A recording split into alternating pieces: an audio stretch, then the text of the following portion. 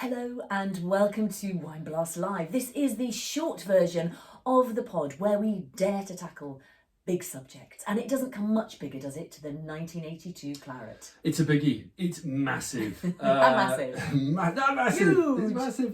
So we're going to start at the beginning. Okay. With me hosting an event put on by a wine collector who just happened to have bought a shed load of 1982 Bordeaux back in the day. As you do. As you do. As you do.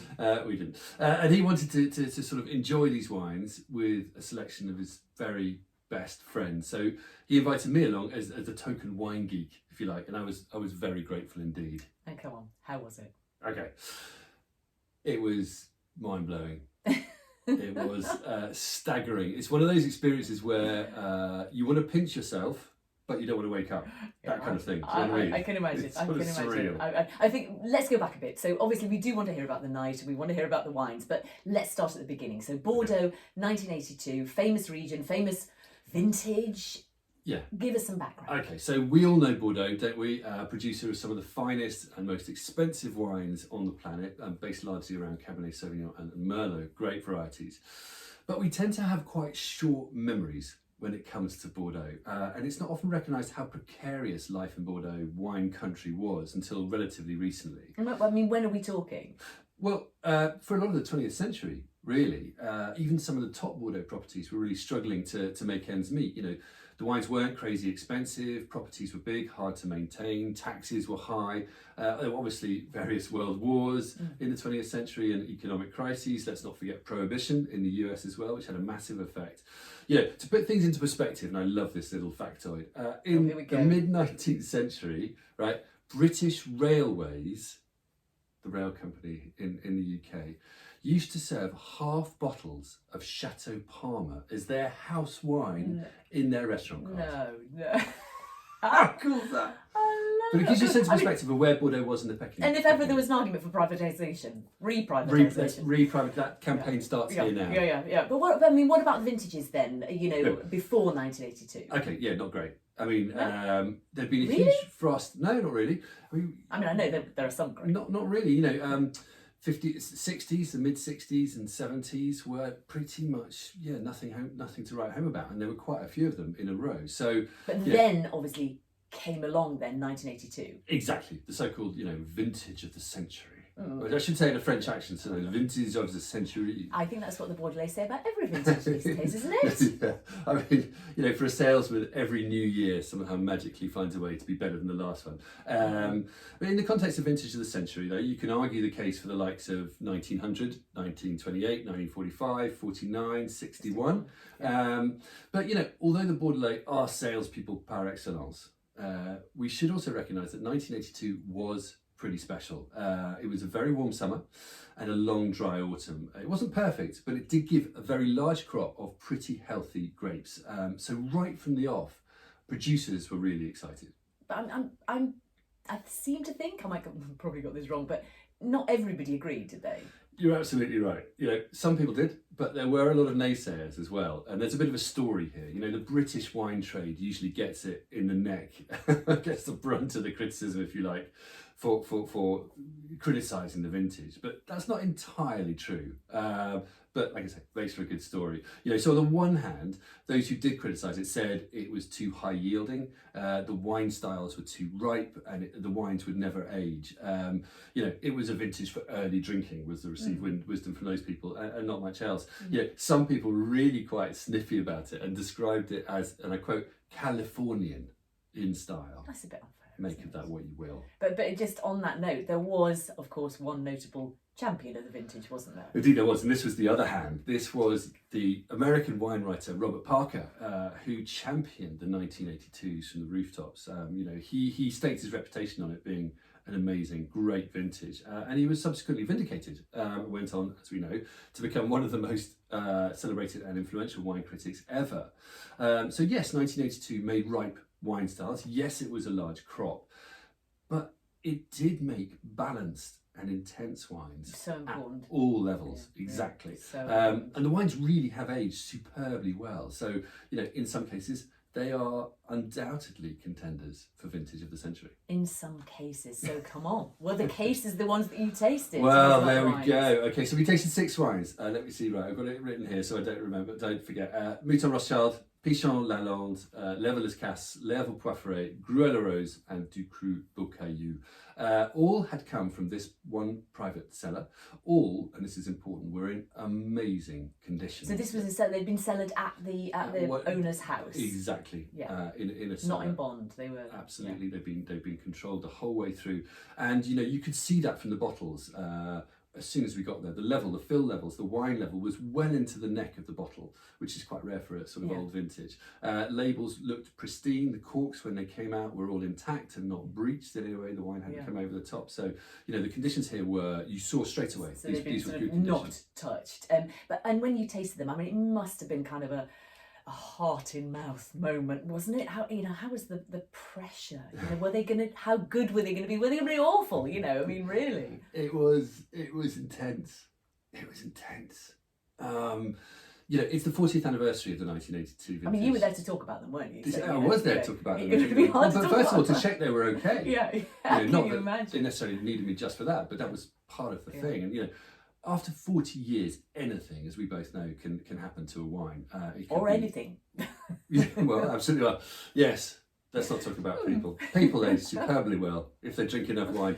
They could have been corked, they could have been oxidised, or they could have, frankly, just died of death. As all wine inevitably does at some stage, just falls apart, becomes ashen and sort of dead tasting. And I'd read some very prominent critics writing about the 1982s, saying even the top 1982s were starting to tire and to taste a bit tired. And actually, some of the specific wines we were going to be tasting, I'd read these reviews about. Really? So I had my concerns, So when I tasted them with the collector and the sommelier, just before, with all of the guests, some quite grand guests, waiting to come in to this amazing private dining room, it was a high pressure moment. Am I talking this up enough? You live the life, don't you? Goodness. So tell us, and. Okay. And I'm assuming it's a good ending, but so who knows? It is. Few things make me speechless. That's true. As you well know. You like to chat. But this was one of those moments. I genuinely struggled for words. It was, I've tasted a few 1982 clarets, but these were something else. It says something, I think, about the importance of good storage. Yeah, well, I mean, for great wines. I guess people say there are no great wines, just great bottles. Yeah, exactly. Really, and this totally vindicated it, I think. You could have a great wine, but if you store it incorrectly, and you're going to, it doesn't matter. Yeah, exactly. Yeah, so being realised, you these wines were so vibrant and expressive and exciting, so sort of young looking in the glass as well. If I'd been tasting these blind, honestly, I would never have put them, at 40 years old, never have put them in 1982. They were so vibrant. Really? But I mean, go on, what were the stars of these 6 wines? Okay, so Mouton-Rothschild was breathtaking. Unquestionably the star of the show. As maybe it should be, because it was the only first growth there. The rest of the wines were second growths. Yeah. But it was interesting because Mouton is renowned as being the most sort of flamboyant and exotic and decadent and expressive of the first growths. It sort of tends to be full on, but this one was actually quite restrained aromatically. Interestingly, it wasn't what I was expecting, but it was when you tasted it that was the moment. It was, the palate was so sort of gorgeously complex and fine, with enormous depth and power, but with real sort of grace and finesse. It was silky but grippy. It was everything you want great Bordeaux to be. It was magic. That was definitely the wine I tasted on the way home. Well, you nicked the bottle, did you? No. No, I should have. Yeah, no, I wasn't thinking fast enough. But, just being more serious, it does sound like it was still tasting quite young, and you think it could still age and develop? Oh, totally. And this was the thing. This is what took my breath away. So I remember tasting the 1961 Mouton back in 2012, and okay, that was just dropping that in there. Sorry, just dropping that in. But that was 50 years old then. But it definitely. I remember it tasting pretty mature, not in a bad way, but mature. This one was still tasting so young. It had been stored well, and it was tasting young and vibrant. It had decades left in it. So so much for a short-lived vintage. And I mean, well, you say that, but was that true of the other wines as well, or was it just Mouton? Okay, so it was actually. Before we started, my main concern, I was worried about two wines in particular I thought might be past their peak: the Leoville Poiffret and the Pichon Lalande or Pichon Comtesse. They were some of the less expensive wines. No, Pichon Comtesse is one of the more expensive, 100 Barker points. So, but Poiffret definitely the less expensive. But they're two. It's the styles that set those two wines apart. They tend to be the sort of lighter styles, or certainly tended to be then. They tend to major more on elegance and sort of grace and perfume than sheer power. And that was why I was worried that they might not have stayed the course, but they were glorious. Maybe partly because they defied your expectations. Yeah, perhaps. And we're different. But I don't know. Also, in the lineup, reconsidering the whole thing at the end, they were two standout wines. So I'm not a huge fan of Leoville Poiffret. It used to be a bit rustic and a bit sort of limited in scope. Simple, really. It was underperforming in the early 1980s.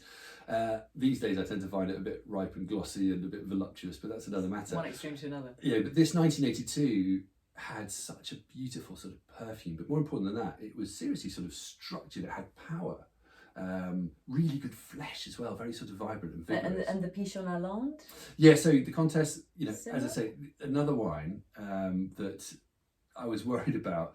And also, I've never really warmed to that one either, being really honest. It's often just a bit too sort of light and weedy for me. It's a Pauillac, but I like my Pauillacs to be strong and sturdy and, shake me around a bit.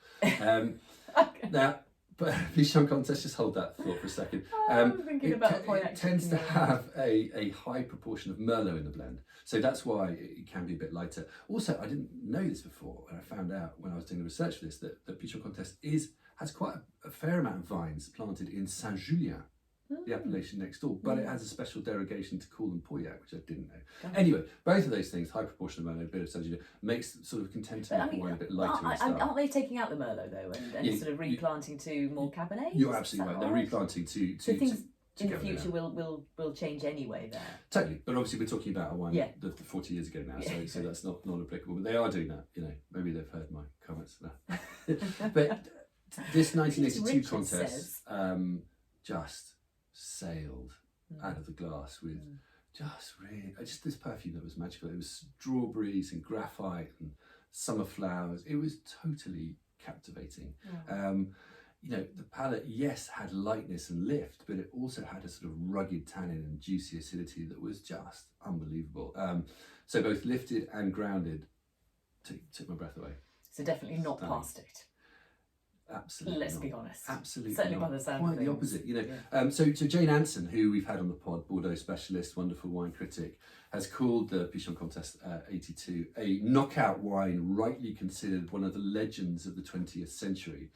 Robert Parker himself called it one of the monumental wines of the last century. And with that sort of billing, it's hard to come at it and be impressed, but I was. It was immense. Against all my expectations, the Pichon Comtesse was my second favourite wine of the evening after the Mouton. Really? It was. What about the Leoville Las Cases? Because that's obviously another famous Parker 100-pointer, isn't it? Yeah. Well, there were 4 of those, I think, in this lineup. 400 points, whatever that means. But the Las Cases was actually the one wine in the lineup that really didn't shine. There's got to be one, hasn't there, I suppose? I suppose so. And in the context. Exactly. You can call it a disappointment, but really, I think it says more about how impressive the other wines were. It was very good. It was powerful, it was dense, it was what you expected it to be. It was brooding style with firm tannins, tons of cassis fruit. But Las Cases, I think, can be a bit of a sort of bodybuilder wine. It's impressive, it's ambitious, it's flashy. It's vineyards are just over the fence from La Tour, even though it's in Saint-Julien. It's still on deep gravels near the river. And this wine, it ticked all the boxes, and it was impressive, but it was just, I don't know, hard to warm to. Not captivating. No, that's one way of saying it. It just lacked sort of charm, really. If you're being generous, you'd say it still needed time. And to be fair, it didn't really open up over sort of 3-4 hours in the glass. I'm thinking of that brilliant line of Hugh Johnson's, great wine should be a question mark, not an exclamation mark. And that sounds a bit like an exclamation mark. Yeah, Yeah? I hear you, Yeah. absolutely. Anyway, what about the other wines? The Du Cru and the Grue de la Rose? Yeah, the Grue de la Rose. Grue. It's a hard one to pronounce. Grue de la Rose. I'll leave that one to you. Lots of people love the Grue. It's a monster of a wine, beautiful scent, total classic, real sort of power and density as well. Still very young, seriously good, but you know, I don't know, just a bit too correct and proper for me. It didn't really light my fire, I think. No flair. Fairest way of saying it. Possibly the best value wine of the evening, though. But I preferred the Du Cru. It was intense and complex, but it just had a sort of slightly funky, meaty, tobacco-y edge. Hard to define, really, but which was just seriously Moorish. So that one, the Du Cru, was my third favourite of the evening. Okay, I mean, I'm fine about your favourites, but you know, you mentioned value there. I'm sure we're all thinking. Everything's relative, obviously, but I think you probably mean good value in the context. What prices are we talking about? If we wanted to buy those wines right now, what would it cost us? You can take the girl out of Yorkshire, but anyway, yeah. No, prices I want to know. No, it's actually. How much money am I going to have to spend? Yes. To be captivated. I wasn't keen to mention prices on the night because I think it sort of can spoil the enjoyment a bit.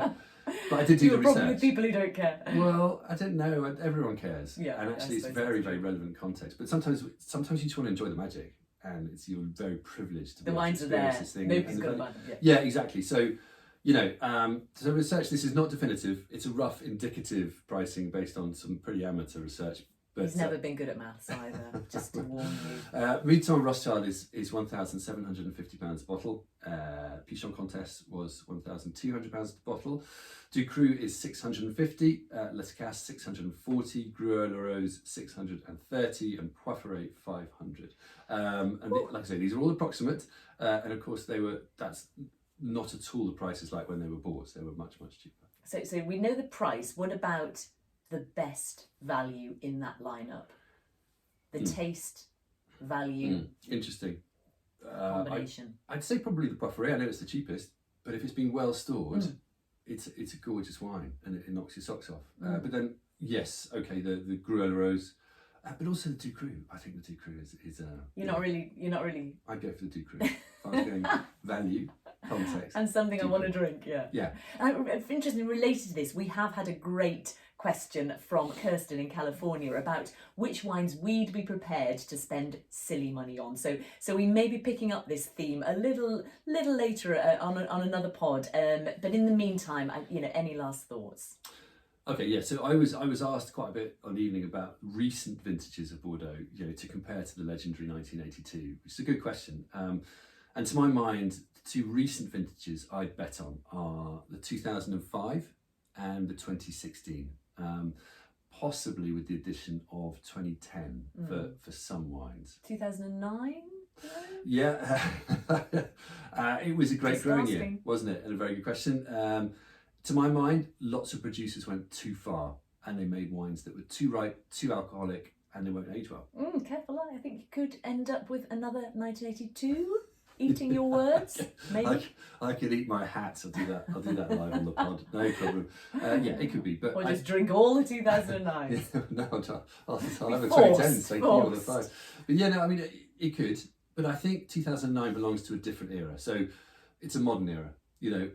When styles have become naturally much more rich, alcoholic, and lower in acidity. So there's ripe. And then there's overripe. 1982 was ripe in a historic winemaking context. 2009 was ripe in a modern winemaking context, and I think they're very different things. Yeah, I mean, freshness and drinkability are so important in Bordeaux, aren't they? Totally. They really are. Well, they're important everywhere, but particularly Bordeaux. But sometimes we lose sight of this. Drinkability, it sounds easy to say. Wine should be drinkable. Its first duty is to be refreshing. And I think some of the modern wines are not refreshing. They're showpieces. So, when Bordeaux is great, it's about richness, but also balance, that special combination of power, but with delicacy and elegance. So, it's a sweet spot, if you like, between four quadrants. Aromatics, lovely fresh scents, refreshing acidity, firm tannin, and ripe fruit. If you get all of those four together, like you did in 1982, it's magical. So there, let's end on a magical note. If you've tried a particularly special vintage or wine, and you just can't wait to tell us about it, please do. And you can do that via YouTube comments or social media or the magic of SpeakPipe on our website, susieandpeter.com. But thank you for joining us, and we'll look forward to seeing you next time. Cheers. Cheers.